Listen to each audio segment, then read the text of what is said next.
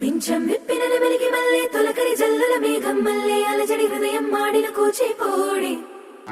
రంగుల దిద్దిన బొమ్మకు మల్లె కవితలు వద్దిన పుస్తక మల్లె సంతోషంలో ముద్దుగా ఈ అమ్మాడి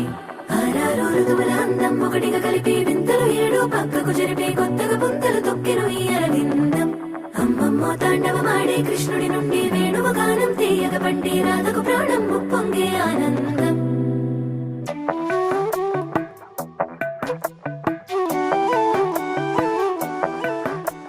మధురము కదా ప్రతొక నడక నీతో కలిసేలా తరగని కథ మనదే కనుక మనసు మురిసినిలా ఉసురేమో